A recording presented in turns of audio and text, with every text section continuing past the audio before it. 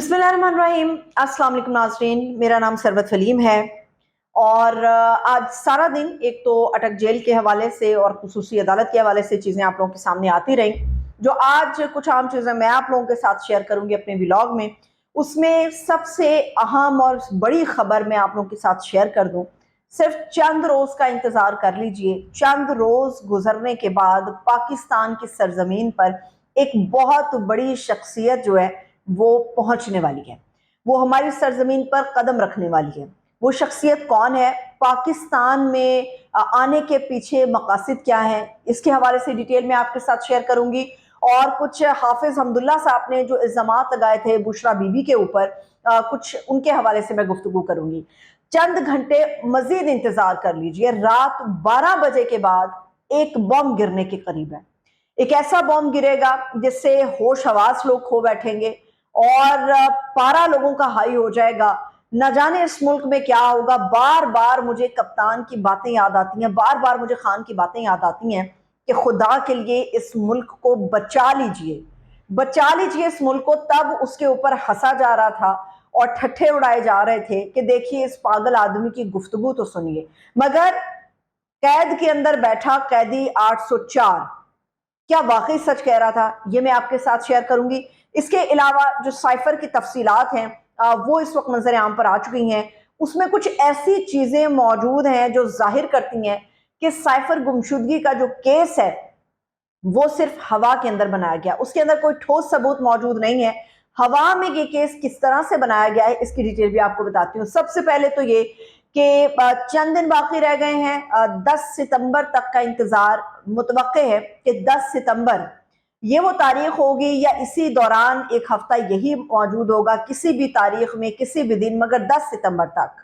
एक बहुत बड़ी शख्सियत है पाकिस्तान के अंदर जो आएगी और मुलाकात करेगी। ना सिर्फ केयर टेकर सेटअप से मुलाकात करेगी बल्कि अस्करी क़यादत से मुलाकात होगी, आर्मी चीफ से मुलाकात होगी। और बज़ाहिर जो इस वक्त इत्तलात आ रही हैं इस मुलाकात के हवाले से,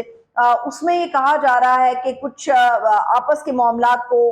डील करना बाकी है, कुछ मुआहदे हैं जो डील करने हैं, कुछ ऐसी चीज़ें हैं जिसके ऊपर कुछ सिग्नेचर्स उनकी तरफ से होंगे, कुछ इनकी तरफ से होंगे, बाहमी ताउन जिसे अमूमन कहा जाता है। मगर ये शख्सियत है कौन? ये है सऊदी अरब के वली अहद शहजादा मोहम्मद बिन सलमान, जो पाकिस्तान आ रहे हैं। और कभी इम्कान है कि 10 सितंबर से पहले आ जाएंगे, मगर 10 सितंबर के बाद वो पाकिस्तान में नहीं आएंगे। ये डेट्स मैंने आपको बता दी हैं।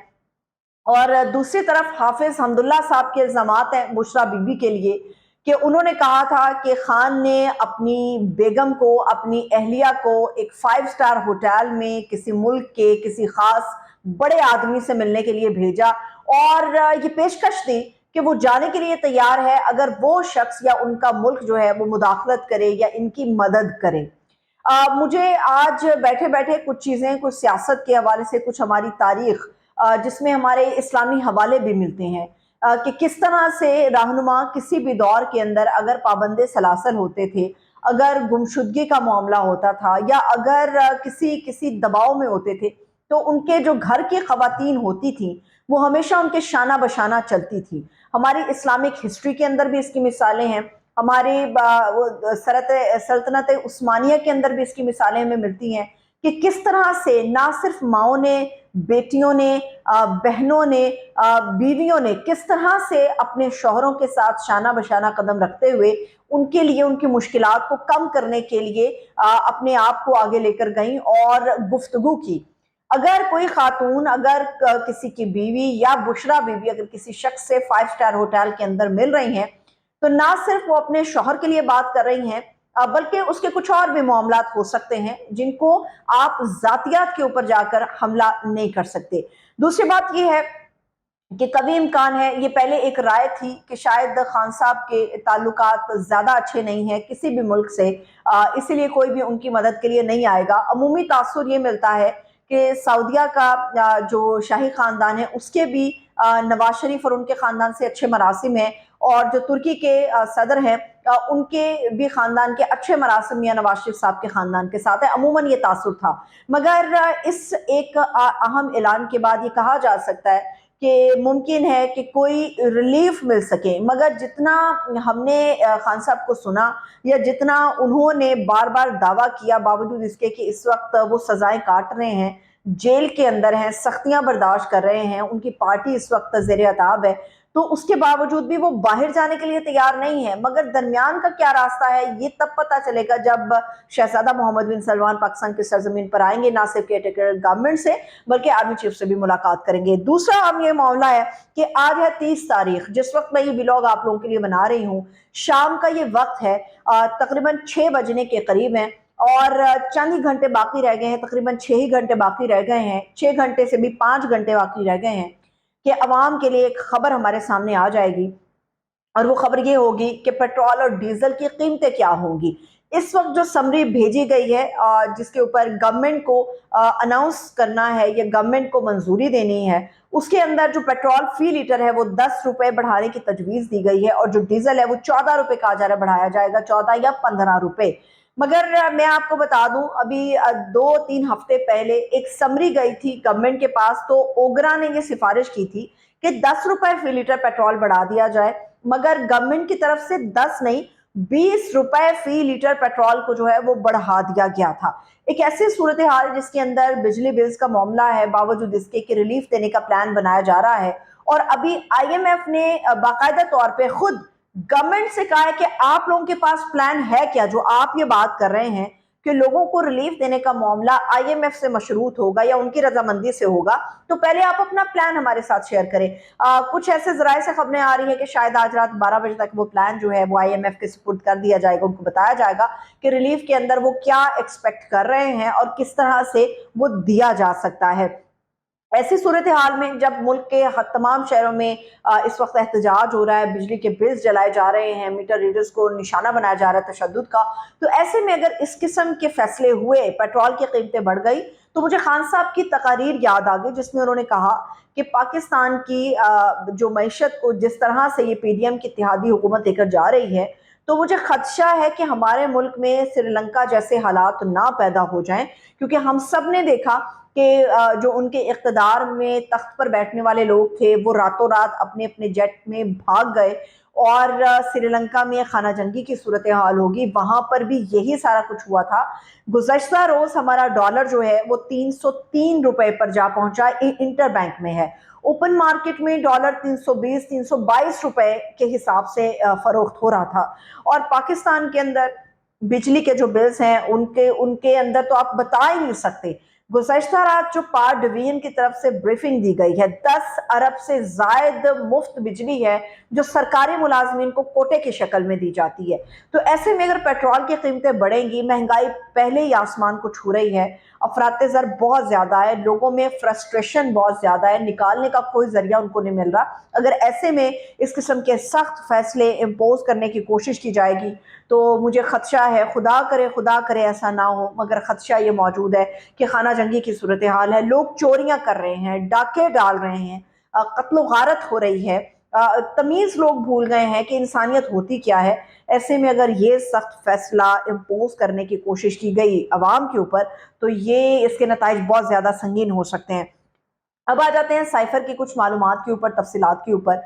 سب سے پہلے تو میں آپ کو یہ بتاؤں کہ سائفر کے حوالے سے گزشتہ روز ہمارے سامنے یہ خبر آئی کہ خان صاحب کو اب سائفر گمشدگی کے جو کیس ہے اس کے اندر اریسٹ کر لیا گیا ہے۔ پھر یہ خبریں آئیں کہ ایک آرڈر آیا ہے، آرڈر کے ذریعے یہ بتایا گیا کہ 30 اگست تک وہ جوڈیشل ریمانڈ کے اوپر ہیں، مگر میں آپ کو بتا دوں کوئی آرڈر نہیں جاری ہوا عدالت کی طرف سے، صرف ایک لیٹر جاری ہوا، ایک ایسا لیٹر جس کے اوپر کوئی تاریخ ہی موجود نہیں ہے، اور اس لیٹر کے اندر جو متن لکھا گیا ہے اس میں یہ واضح لکھا گیا ہے 30 اگست تک خان صاحب کو اٹک جیل کے اندر رکھا جائے۔ اگر تو عدالتیں معمول کے حساب سے اپنا کام کرتی ہیں یا اسی وقت کوئی لیٹر یا کوئی آرڈر جاری کرتی ہیں تو اس کے اندر کہا جاتا ہے کہ کل تک یا آئندہ 24 گھنٹوں تک جو عدالت کی زبان ہوتی ہے، متن ہوتا ہے کسی بھی آرڈر یا کسی بھی لیٹر کا، اس میں یہ کل، پرسوں یا پھر 24 گھنٹے یا 48 گھنٹے مینشنڈ ہوتا ہے، یہ کبھی نہیں لکھا جاتا کہ 30 اگست تک۔ جو یہ شبہ ظاہر کر رہا ہے کہ جو لیٹر جاری ہوا خان صاحب کے جوڈیشل ریمانڈ کا، وہ لیٹر پہلے سے جاری کیا گیا تھا اور اچانک سے اسے ڈسکلوز کیا گیا، یعنی کہ یہ پورا پلان جو ہے وہ پہلے سے تھا۔ اب اس کے اندر یہ بتایا جا رہا ہے کہ جو خان صاحب ہیں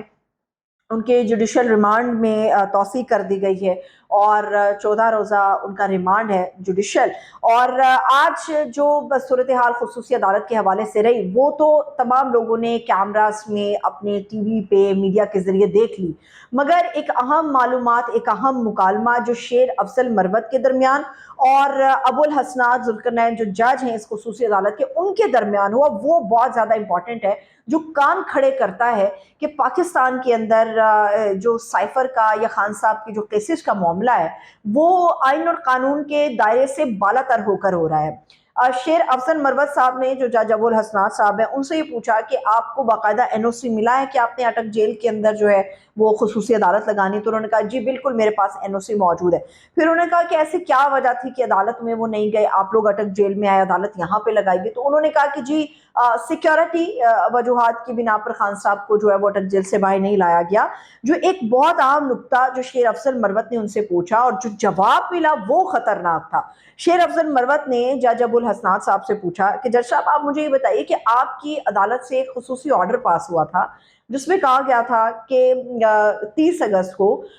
جو خان صاحب ہیں، جو کپتان ہے، چیئرمین ہے تحریک انصاف کے، ان کو عدالت میں پیش کیا جائے، ہر صورت پیش کیا جائے. لیکن وہ عدالت تو نہیں ہے، آپ کی عدالت اٹک جیل میں آئی، تو کیا آپ نے یہ اٹک جیل کے اندر عدالت سجانے سے پہلے حکم نامہ اپنا وہ واپس لیا؟ تو اس کے اوپر انہوں نے کہا جی نہیں، میں نے وہ حکم نامہ جو ہے وہ واپس نہیں لیا. یہ کان کھڑے کرتا ہے کہ کس طرح سے زور زبردستی سے آئین اور قانون کی دھجیاں اڑائی جا رہی ہیں. اور ایک اور بھی اہم چیز، جب خان صاحب کے اوپر اٹیک ہوا، ایک نہیں 2 مرتبہ اٹیک ہوا، بار بار وہ سپریم عدلیہ سے کہہ رہے تھے میری جان کو خطرہ ہے،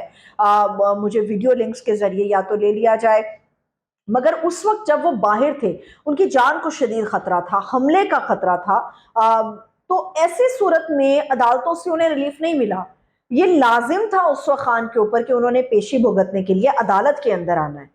لیکن آج جب وہ جیل کے اندر ہیں اور خصوصی عدالت میں ان کو پیش کرنا ہے تو عدالت میں لانے کی بجائے عدالت جیل کے اندر سجا لی گئی، یہ کہہ کے کہ سیکیورٹی ریزنز بہت زیادہ ہیں جس کی بنا پر عدالت یہاں لگائی گئی ہے. تو کیا ایسی چیز ہے جسے عوام سے چھپانے کی کوشش ہو رہی ہے؟ یہ آئندہ چند گھنٹوں میں منظر عام پر آ جائے گا، کیونکہ وہ وکلاء جنہوں نے خان صاحب سے ملاقات کی اور جو سائفر کا معاملہ ہے اس کو بیرسٹر سلمان صفدر لیڈ کرنے جا رہے ہیں، سلمان بیرسٹر جو ہے انہوں نے ہی خان صاحب سے ملاقات کی ہے. ابھی چند گھنٹوں میں بہت ساری اہم معلومات جو ہیں وہ ڈسکلوز ہو جائیں گی. مجھے اجازت دیجیے، اپنا خیال رکھیے، خدا حافظ.